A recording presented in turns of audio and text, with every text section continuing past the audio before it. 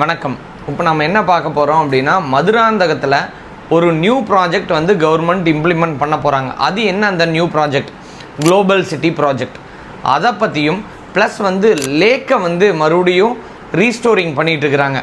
பழைய மாதிரி one of the biggest லேக்காக இதை வந்து மறுபடியும் கொண்டு வந்துட்டுருக்குறாங்க. மதுராந்தகம் சார்ந்து இருக்கிற மக்களும் மதுராந்தகத்தில் முதலீடு பண்ணால் நிறைய ரிட்டர்ன்ஸ் வருமா அப்படின்னு தெரிஞ்சுக்கணும்னு நினைக்கிற மக்களும் இந்த குளோபல் சிட்டி ப்ராஜெக்டோட டெவலப்மெண்ட்ஸ்லாம் என்னென்ன அப்படிங்கிறது இந்த வீடியோவை பார்த்து கடைசி வரை இருந்து தெரிஞ்சுக்கோங்க.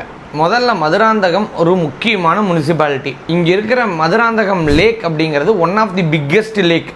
ஆனால் அதை இப்போ நம்ம சரியாக ஃபியூ இயர்ஸாக பார்த்துக்கிறோமா அப்படின்னு கேட்டால் சரியாக பாதுகாப்பு இல்லாமல் விட்டதுனால அதில் வந்து நிறையா ப்ராப்ளம். ஃப்ளட்டு வந்தால் நிற்கிறதில்ல, கிரவுண்டு வாட்டர் ரொம்ப குறைஞ்சிருச்சு.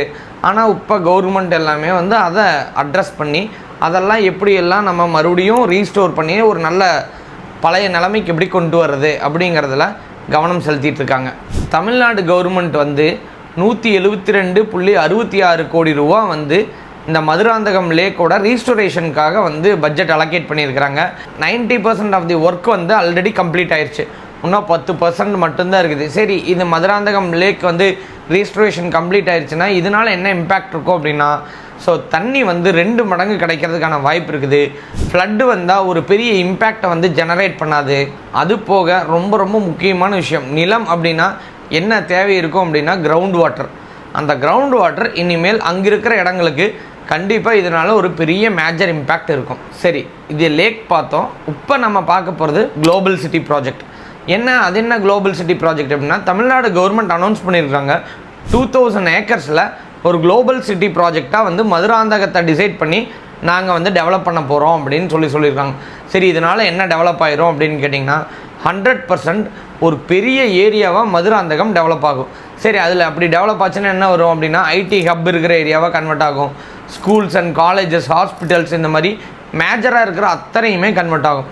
அவங்க சொன்னக்கூடிய ஒரே ஒரு விஷயம் என்ன அப்படின்னா, 15 நிமிஷத்துக்குள்ளே அவங்களுக்கு எல்லா இடமுமே ரீச் ஆகிற மாதிரி ஒரு சிட்டியாக இருக்கட்டும். இப்போ நான் மதுராந்தகத்தில் இடம் வச்சுருக்கிறேன், இல்லை வீடு வச்சுருக்கிறேன் அப்படின்னா அங்கேருந்து ஒரு ஸ்கூலுக்கோ ஒரு ஹாஸ்பிட்டலுக்கோ வந்து ஒரு 15 மினிட்ஸில் நான் ரீச் ஆகிற மாதிரி ஸ்கீம் தான் இந்த ப்ராஜெக்ட் அப்படின்னு சொல்லி தமிழ்நாடு கவர்மெண்ட் சொல்லியிருக்கிறாங்க.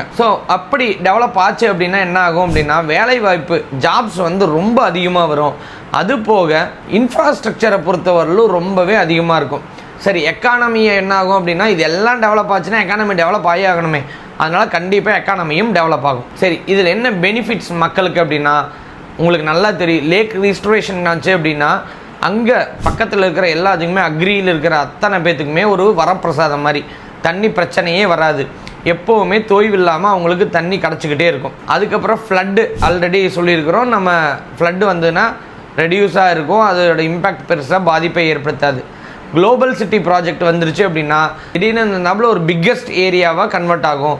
இது மூலிமா என்ன ஆகும் அப்படின்னா, ரெண்டல் டிமாண்ட் ஜாஸ்தியாக இருக்க வாய்ப்பு இருக்குது. இது போக இடத்தோட விலை, நீங்கள் 1000 ரூபா 2000 ரூபாய்க்கு வாங்கின இடம் என்ன ஆகும் அப்படின்னா 7000 ரூபா 8000 ரூபாய்க்கான டிமாண்ட் வந்து கண்டிப்பாக இருக்கும். அது போக ரோடு ஃபெசிலிட்டிஸ் அதிகமாக நல்லா இருக்கும், சூப்பராக இருக்கும். அது போக பப்ளிக் டிரான்ஸ்போர்ட்ஸ் வந்து இன்னும் அதிகமாக இருக்கான வாய்ப்பு இருக்குது. ஒரு சிட்டி ஒரு டெவலப்டு அண்ட் கன்வெர்ட்டட் சிட்டியாக வந்து மாறுறதுக்கான வாய்ப்பு இருக்குது. ஆனால் சரி, இது எல்லாமே பார்த்துட்டோம். இப்போ என்ன சேலஞ்சஸ் இருக்குது அப்படின்னு பார்க்கலாம். குளோபல் சிட்டி ப்ராஜெக்ட்லாம் உடனே இம்ப்ளிமெண்ட் ஆகி உடனே எல்லாமே மாறிடுமான்னா அதுலேயும் சேலஞ்சஸ் இருக்குது. என்ன சேலஞ்சஸ் இருக்குது அப்படின்னா, ஒரு 2000 ஏக்கர் அப்படிங்கிறது அது கவர்மெண்ட்டு இருக்கிறதா அப்படியே இருக்காது. அதில் ஒரு 1000 ஏக்கர் கவர்மெண்ட் இருக்கும், இன்னொரு 1000 ஏக்கர் வந்து யாராவது வச்சுருக்கிறவங்ககிட்ட வாங்குற மாதிரி இருக்கலாம். அப்படி வாங்குற மாதிரி இருக்குது அப்படின்னா அவங்கள்ட்ட எல்லாத்தையும் சரியான காஸ்ட் கொடுத்து கவர்மெண்ட் டேக் ஓவர் பண்ணணும். இப்போ நிறைய இடத்துல பார்த்துருப்போம். உதாரணத்துக்கு எடுத்துகிட்டோன்னா பரந்தூர் சொல்லவே தேவையில்லை, எத்தனை போராட்டங்கள் நடக்குது. எதுக்காக நடக்குது அப்படின்னா, நிலம் தான் ஒரு ஆதாரம் அப்படிங்கிறதுனால நடக்குது.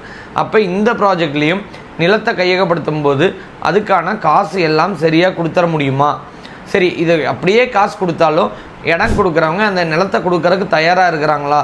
இது எல்லாத்தையுமே தெரிஞ்சுக்கணும். சரி, இதெல்லாம் நடக்குமா நடக்காதா அப்படின்னு கேட்டிங்க அப்படின்னா 70-80% அந்த ப்ராஜெக்ட் கண்டிப்பாக வந்தே தீரும் அப்படிங்கிறத உண்மை. எத்தனை நாள் அப்படிங்கிறப்ப ஒரு கவர்மெண்ட் நினச்சா ஒரு ப்ராஜெக்டை அப்ளை பண்ணிவிட்டு அந்த ப்ராஜெக்ட்டுக்கு தகுந்த நிலங்களை மக்கள்கிட்டருந்து எடுத்துக்க முடியும் அப்படிங்கிறது தான். நீங்கள் போய் லாவில் செக் பண்ணி பார்த்தீங்க அப்படின்னா ஒரு கவர்மெண்ட் ஸ்கீமோ ஏதோ வந்துச்சுன்னா அதுக்கான காம்பன்சேஷனோ அந்த நிலத்துக்கு உண்டான வேல்யூவையோ கண்டிப்பாக வந்து கவர்மெண்ட் அங்கே கொடுத்துட்டு அதை எடுத்துக்கிறதுக்கு எல்லா உரிமையும் கவர்மெண்ட்டுக்கு இருக்குது. அது போக கவர்மெண்ட்டுக்கு இன்னொரு சேலஞ்சஸ் ஒரு என்விரான்மெண்டல் சேலஞ்ச். இது எல்லாத்தையும் நடக்கிறப்ப அந்த இடத்த பாதிக்காமல் ஒரு இடத்த டெவலப் பண்ணணும். பக்கத்தில் வந்து பேர்ட் சென்ச்சுரி ஆல்ரெடி இருக்கிறதுனால ஸோ அங்கேயும் எந்த ப்ராப்ளம் க்ரியேட் ஆகாமல் ஸோ ஓவர் க்ரௌடு வருது அப்படிங்கிறதுனால அதை சமாளிக்க முடியாமல் போகிற மாதிரியும் இல்லாமல் எல்லா ஃபெசிலிட்டிஸும் கொடுத்து ஒரு பெரிய சிட்டியாக கன்வெர்ட் பண்ணும்போது நடைமுறை சிக்கல்கள் அப்படிங்கிறது ஏதாவது இருக்கா அப்படிங்கிறதையும் கண்டிப்பாக பார்க்கணும். அது போக ஒரு கவர்மெண்ட் டு கவர்மெண்ட் சேஞ்ச் ஆகுது அப்படின்னா அது திட்டத்தை கிடப்பில் போட்டுருவாங்களா அப்படின்னா வாய்ப்பு இருக்கலாம் அப்படிங்கிறத உண்மை. ஸோ அதில் வந்து யார் கான்ட்ராக்டர்ஸ் இருக்காங்க, இப்போ கான்ட்ராக்டர்ஸ் மாறும்போது நடக்கிற விஷயங்கள், இந்த மாதிரி நிறைய விஷயங்கள் நடக்குமா அப்படின்னா அது எல்லாம் நடைமுறையில் போகும்போது மட்டும்தான் தெரியும்.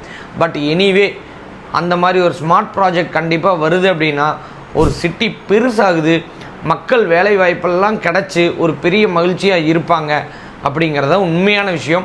அது போக லேண்டோட க்ரோத்தை பொறுத்தவரையிலும் 1 மடங்குக்கு 100 மடங்கு ரைஸ் ஆகும். ஏன் இதை கான்ஃபிடெண்ட்டாக சொல்கிறேன் அப்படின்னா கிராமமாக இருக்கிறது நகரமாக மாறும்போது அதுக்கான வேல்யூ அப்படிங்கிறது கண்டிப்பாக ரொம்ப ஹை மச்சாக இருக்கும் அப்படிங்கிறத உண்மை. ஆக மொத்தத்தில் மதுராந்தகம் ஏரியாவை சுற்றி இருக்கிற நபர்களுக்கும் ஸோ வெளிநாட்டிலேருந்து மதுராந்தகத்தில் இன்வெஸ்ட் பண்ணலாமா அப்படின்னு யோசிக்கிற நபர்களுக்கும் இல்லை இங்கிருந்தே இன்வெஸ்ட்மெண்ட்டாக நான் வந்து மதுராந்தகத்தில் பண்ணக்கூடிய நபர்களுக்கும் இது ஒரு ஹாப்பியஸ்டான நியூஸ் அப்படிங்கிறத நம்ம பார்க்குறோம். ஏன்னா லேக் ரீஸ்டோரேஷன் ஆச்சு அப்படின்னா அங்கே ஒரு பெரிய வாட்டர் ஃபெசிலிட்டிஸில் எதுவுமே ட்ராப் இல்லாமல் ஸோ பெனிஃபிட் அப்படிங்கிறது அக்ரியிலேருந்து எல்லாத்தையுமே கிடைக்கும் அப்படிங்கிறது உண்மையான விஷயம். அதே மாதிரி ஸ்மார்ட் சிட்டி ப்ராஜெக்ட் 2000 ஏக்கரில் வரும்போது பெரிய பெரிய ஒரு க்ரௌடர் ஃப்ளோ இருக்கும்.